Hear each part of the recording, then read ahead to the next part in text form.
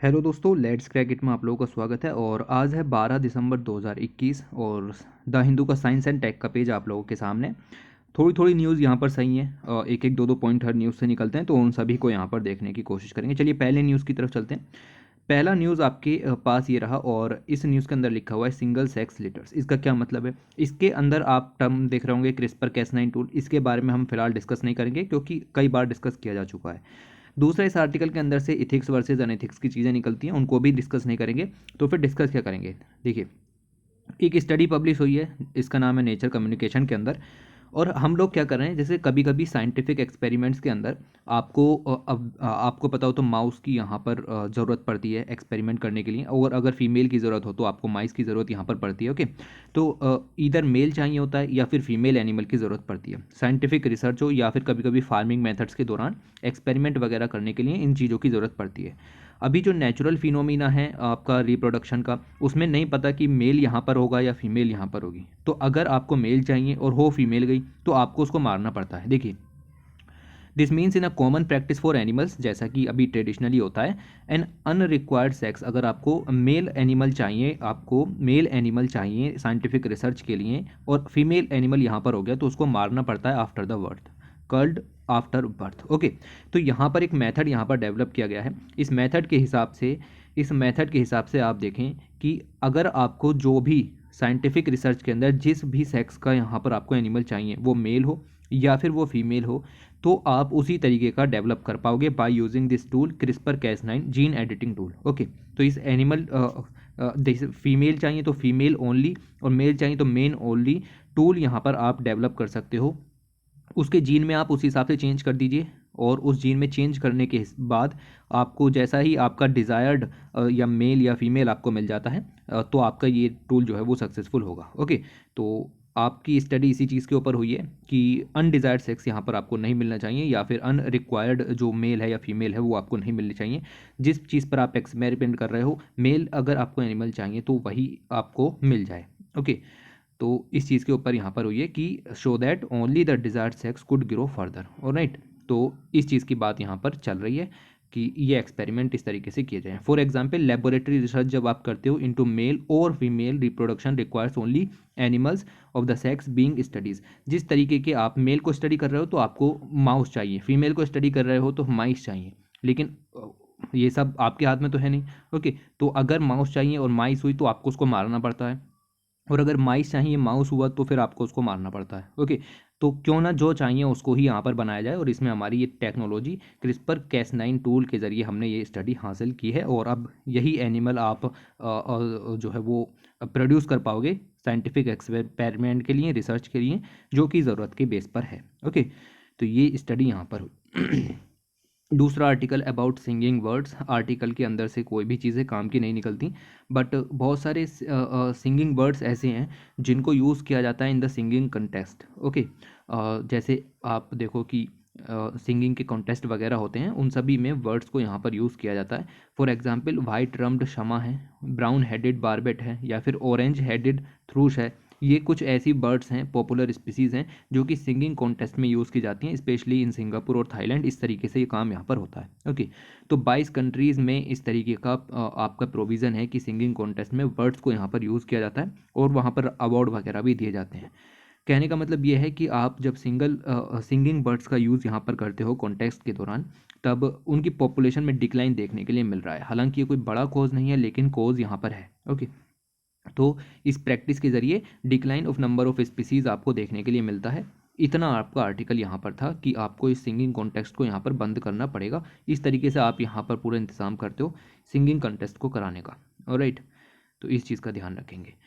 उसके बाद आपका आर्टिकल यहाँ पर आ जाता है, और एक मीटियोराइट यहाँ पर आया था जिसका नाम था चिक्सलूप। ठीक है, प्रोनाउंसिएशन इधर उधर हो सकता है, बट आप समझिए कि ये इसकी टर्म है। ओके, तो इसके बारे में बताया गया है कि लगभग 66 मिलियन ईयर्स है वो यहाँ पर हुआ था, और इसी की वजह से जो आपके डायनासोर हैं इन द नॉर्थ अमेरिका वो यहाँ पर एक्सटिंक्ट हो गए थे। ओके, तो हमें कुछ ज़्यादा नहीं जानना इसके बारे में, बट आप देखो इसने इम्पैक्ट कहाँ किया था। तो मैक्सिको में इसने यहाँ पर इम्पैक्ट किया था, और एक क्रिएटर यहाँ पर बना दिया था। ओके, क्रेटर यहाँ पर तैयार कर दिया था, जो कि मीटेओराइट के इम्पैक्ट के कारण ही होता है।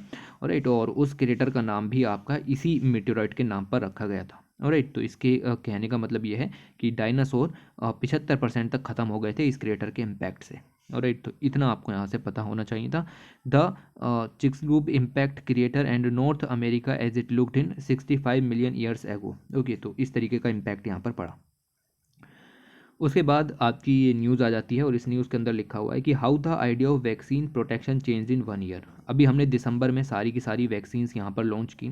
हमने कोविड शील्ड है, कोवैक्सिन है, ये सारी की सारी लॉन्च की, और दुनिया भर की फाइज़र वगैरह की वैक्सीन्स को भी यहाँ पर, एस्ट्राजेनेका की वैक्सीन्स, ये सभी की सारी वैक्सीन्स दिसंबर जनवरी के महीने में यहाँ पर लॉन्च की गई और इनको अप्रूवल यहाँ पर दिया गया कि आप इनको यूज़ कीजिए। इनका ह्यूमन ट्रायल भी सक्सेसफुल रहा बहुत सारी वैक्सीन्स का। हमें लगा दिसंबर के अंदर कि भाई ये वैक्सीन हमें मिल गई हैं और अब कोई दिक्कत नहीं होगी। हमारा पहले मकसद क्या था, ये लिखा हुआ है कि किस तरीके से हमारी परसेप्शन यहाँ पर चेंज हुई है। तो इधर बात करते हैं। इनिशियली हमें लगा कि भाई हर्ड इम्यूनिटी हमें हासिल करनी है सभी कंट्रीज़ को, और हर्ड इम्यूनिटी हासिल करने के चक्कर में हमने सारे काम किए। हमारे सब जो है प्रोग्राम थे वो इसी दिशा में थे कि हर्ड इम्यूनिटी हासिल की जाए। ओके, जिन लोगों के पास वैक्सीन थी, जिन कंट्रीज़ के पास वैक्सीन थी, उन्हें भी यही लगा और उन्होंने भी इसी चीज़ के लिए काम किया। उनको बहुत सारे टाइम भी यहाँ पर लगा, टेक सेवरल मंथ्स, लेकिन उन्होंने हर्ड इम्यूनिटी हासिल करने की पूरी कोशिश की। अब जब हर्ड इम्यूनिटी हासिल कर ली गई बहुत सारी कंट्रीज़ में, तब पता चला कि एक नया वेरिएंट आया, डेल्टा वेरिएंट, और इस वेरिएंट के ज़रिए जो आपकी कैलकुलस थी कि हर्ड इम्यूनिटी हासिल करेंगे तो सारा काम हो जाएगा, वो सब चेंज हो गई। Okay, the discussion around herd immunity died slowly, और हमारी जो परसेप्शन थी कि वह हर्ड इम्यूनिटी हासिल करने से कुछ नहीं होगा, इससे ज़्यादा भी हमें यहाँ पर कुछ करना पड़ेगा। इस चीज़ को हम सोच ही रहे थे कि हमें एक नया वायरस यहाँ पर आपको देखने के लिए मिला, एक वेरिएंट देखने के लिए मिला जिसका नाम है ओमिक्रॉन। ओके, इस ओमिक्रॉन वायरस के ज़रिए आप देखो कि early data from South Africa suggests that available vaccines are holding up against several diseases and death, कि इस जो वैक्सीन्स आपने यहाँ पर डेवलप किए हैं इनका भी कोई असर देखने के लिए नहीं मिल रहा है। तो किस तरीके से हमारी ये पूरे एक साल में चीज़ें चेंज हुई, हमने क्या सोचा था और क्या क्या चीज़ें यहाँ पर हो रही हैं। इवन द यूएस जो कि सोच रहा है कि बूस्टर शॉट लगाएं, WHO ने कहा है कि भाई बूस्टर शॉट मत लगाओ अभी, अब बट पहले जहाँ पर आपका जो चीज़ें और the WHO first called for a moratorium on booster dose till years and. पहले आप अपनी पूरी पॉपुलेशन को यहाँ पर एक शॉट यहाँ पर आप लगा दीजिए जिससे कि कुछ इम्यूनिटी यहाँ पर हासिल हो सके। ओके, तो इस तरीके से आप देख रहे हो, पहले बूस्टर शॉट्स की बात हुई, फिर बूस्टर शॉट्स को यहाँ पर मना किया। WHO now said immuno compromised people, जो ऐसे पीपल हैं जिनकी इम्यूनोलॉजी जो है बिल्कुल भी सही नहीं रहती, या फिर ऐसे लोग जिन्होंने इनएक्टिवेट वैक्सीन को यहाँ पर रिसीव किया है, उनको थर्ड डोज भी यहाँ पर देनी चाहिए। ओके, तो किस तरीके से चीज़ें चेंज हो रही हैं इस बारे में बताया गया है। अभी इसके ऊपर ज़्यादा दिक्कत लेने की ज़रूरत नहीं है, ये पूरा आर्टिकल पढ़ने की ज़रूरत नहीं है। ओके, क्योंकि ये सब चीज़ें हमारे सामने होती हुई आई हैं तो हमें इसके बारे में जानने की ज़्यादा ज़रूरत नहीं है। फिर यहाँ पर एक टूल डेवलप किया गया है। देखिए, हमने आपको ट्यूमर्स के बारे में बताया, पिछली ही वीडियो में था, ये इमेज याद आ गई हो तो आपको। ये ट्यूमर्स हैं। यहाँ पर ट्यूमर्स दो तरीके के होते हैं, एक होते हैं बिनाइन ट्यूमर्स जो कि कैंसर नहीं होता है इनसे। ओके, ये ऐसे ट्यूमर्स हैं जिनसे कैंसर नहीं होता है। एक दूसरे ट्यूमर्स होते हैं जिनका नाम है मैलिग्नेंट ट्यूमर्स, ये ऐसे हैं जिनसे कैंसर यहाँ पर होता है। तो दो तरीके के ट्यूमर हो गए, एक कैंसरस ट्यूमर हो गए, एक नॉन कैंसरस ट्यूमर हो गए। ओके, तो यहाँ पर क्या है, एक artificial tool, intelligence tool develop किया गया है। किसने? IIT मद्रास के छात्रों ने यहाँ पर डेवलप किया है। छात्र नहीं कह सकते, रिसर्चर्स ने यहाँ पर डेवलप किया है। ये आइडेंटिफिकेशन कर सकता है कि कौन सा टिश्यू कैंसरस है और कौन सा टिश्यू नॉन कैंसरस है इन ट्यूमर सेल्स। ओके, तो यहाँ पर आप देखिए इस तरीके से इन चीज़ों को पता लगाया जाएगा कि ट्यूमर्स के अंदर कौन सा टिश्यू कैंसरस है, कौन सा नॉन कैंसरस है। उन चीज़ों के बारे में डेवलप करने के लिए, उनको सिंपली आइडेंटिफिकेशन करने के लिए आर्टिफिशियल इंटेलिजेंस टूल डेवलप किया गया। अब पूरा आर्टिकल पढ़ने की ज़रूरत नहीं है, एक छोटा सा व्यू यहाँ पर लेते हैं। देखिए, होता क्या है, ट्रेडिशनली हम क्या करते हैं, जो लोग इस चीज़ की स्टडी करते हैं उनको पैथोलॉजिस्ट कहा जाता है। ओके, हिस्टोपैथोलॉजिस्ट क्या करते हैं कि आपका जो ट्यूमर है, उस ट्यूमर का एक टिश्यू यहाँ पर लेते हैं और उस टिश्यू की एक स्लाइस को यहाँ पर लेते हैं। उस स्लाइस को स्लाइड के ऊपर रखा जाता है और उस पूरी स्लाइड को स्कैन किया जाता है। उस पूरी स्लाइड को आप माइक्रोस्कोप वगैरह के ज़रिए यहाँ पर देखते हो। ओके, तो माइक्रोस्कोप वगैरह के ज़रिए आप देखते हैं। देखिए क्या लिखा हुआ है, मैं आपको थोड़ा सा बताता हूँ कि अप्रोक्सीमेटली 20 माइक्रोन की आपको स्लाइस यहाँ पर लेनी पड़ती है। इतनी पतली स्लाइस आपको यहाँ पर लेनी पड़ती है और उसको आप स्लाइड्स पर रखते हो। They took an large image on the slides की इमेज ली जाती है। और देखिए क्या लिखा हुआ है कि go over cell by cell, हम पूरे टिश्यू को सेल बाय सेल एनालाइज करते हैं, मैनुअली क्लासीफाई करते हैं कि कौन सा कैंसरस है कौन सा नॉन कैंसरस टिश्यू है। ओके, इतना सब आपको यहाँ पर करना पड़ता था ट्यूमर्स को कैंसरस टिश्यू डिक्लेयर करने के लिए, आइडेंटिफाई करने के लिए, या फिर नॉन कैंसरस टिश्यू आइडेंटिफाई करने के लिए। बट अभी आर्टिफिशियल इंटेलिजेंस टूल डेवलप किया गया है। आपको सिर्फ क्या करना पड़ेगा कि स्लाइस यहाँ पर लेनी है, और आपको देखिए इसमें क्या लिखा हुआ है ये सब हमें नहीं जानना, बस एक बेसिक आइडिया देखिए कि हम क्या करने वाले हैं। जो सेल बाय सेल यहाँ पर काम होता था उस तरीके से काम नहीं होगा। आप इसको थोड़ा सा जांचोगे और उस बेस पर पूरा का पूरा जो टिश्यू है, पूरा का पूरा जो टिश्यू है जिससे आपने स्लाइस ली है, उसके कौन से हिस्से कैंसरस हैं कौन से हिस्से नॉन कैंसरस हैं, अपने आप पता चल जाएंगे। ठीक है, तो इस तरीके से आर्टिफिशियल इंटेलिजेंस टूल डेवलप किया गया है। कोई खास नाम नहीं है, इसीलिए कोई फैंसी नाम भी नहीं है, इसलिए आपको इसके बारे में ज़्यादा नहीं जानना। ओके, तो बट ये देखो कि क्या क्या काम यहाँ पर चल रहे हैं। जैसे दो दो न्यूज़ हो गई, एक पिछली बार हमने ये पढ़ाई और एक अब यहाँ पर ये हो गई, तो सब चीज़ें यहाँ पर चलती रहती हैं। इसके बाद आगे चलते हैं और यहाँ पर आपको एक आर्टिकल देखने को मिलेगा जिसके अंदर लिखा हुआ है heat shocks and cold sensitivity. इनका आर्टिकल हर बार हम यहाँ पर पढ़ते हैं पूरा, बट इस बार आपको पूरा आर्टिकल पढ़ने की ज़रूरत नहीं है। इसके अंदर से सिर्फ कुछ ही चीज़ें आपको यहाँ पर निकाल करके लानी है।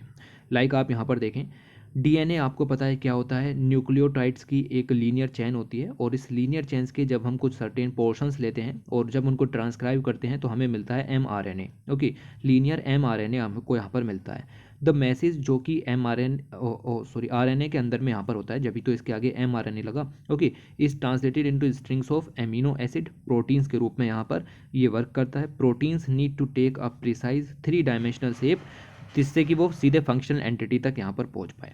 कहने का मतलब ये है कि जब आपने mRNA की एक लीनियर जो चेन है वो यहाँ पर क्रिएट कर ली, तो उसके बाद कुछ दिक्कतें यहाँ पर आती हैं। मैं आपको यहाँ पर समझाता हूँ। ओके, समझने की ज़रूरत नहीं है, बस एक मोटा आइडिया समझना है। हमें इस प्रोटीन के बारे में जानना है। इस प्रोटीन का नाम है सेपरोन। Okay, CHAPERONE।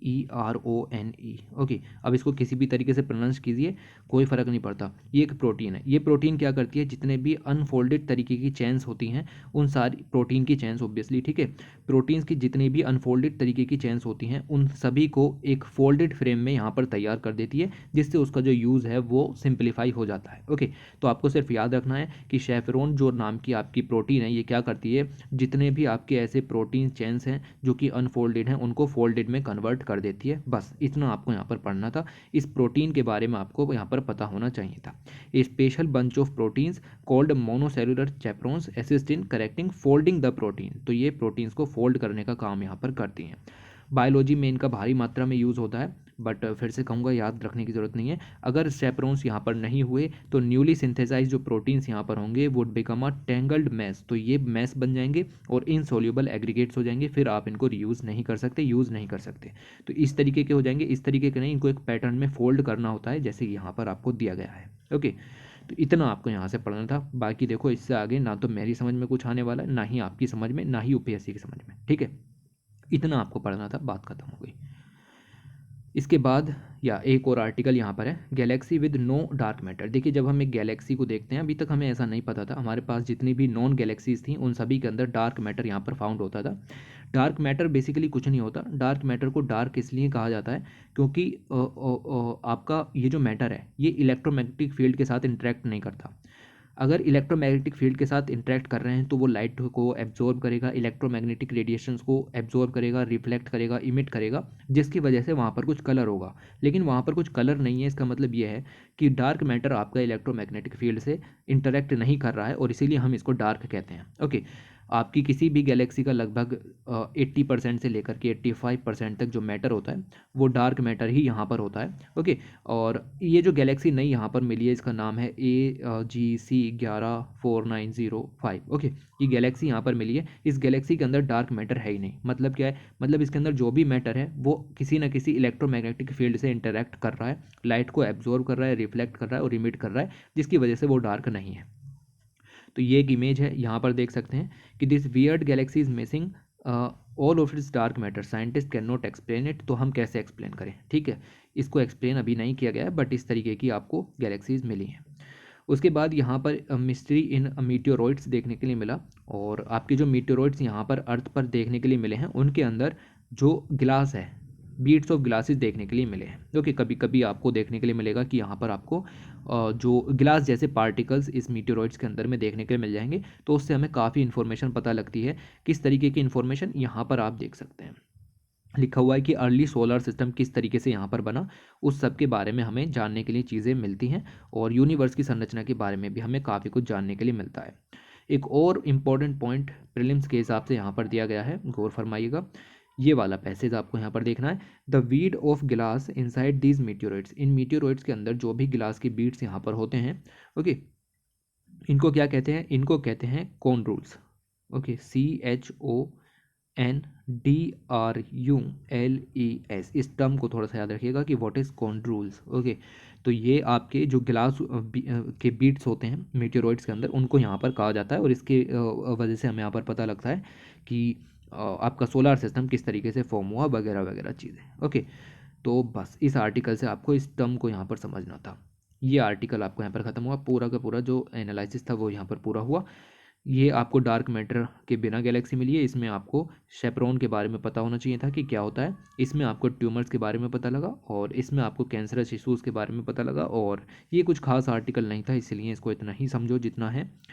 ये आपको इस तरीके से क्रेटर के बारे में पता लगा, और ये सिंगिंग वर्ड्स के बारे में, और यहाँ पर आपको मिल जाएगा कि किस तरीके से हमें डिज़ायर्ड अगर आउटकम चाहिए, डिज़ायर्ड सेक्स यहाँ पर चाहिए मेल या फीमेल, तो एनिमल का, ओके, तो उसी हिसाब से आप यहाँ पर डेवलप कर सकते हो bye using this CRISPR-Cas9 gene editing tool with a seizure और प्रोटीन कॉल्ड Cas9। ओके, सो इस तरीके से आपका ये आर्टिकल पूरा हुआ, ये पूरा का पूरा पेज क्लियर कर दिया गया in just 16 minute only. Okay, and thanks for watching, take care.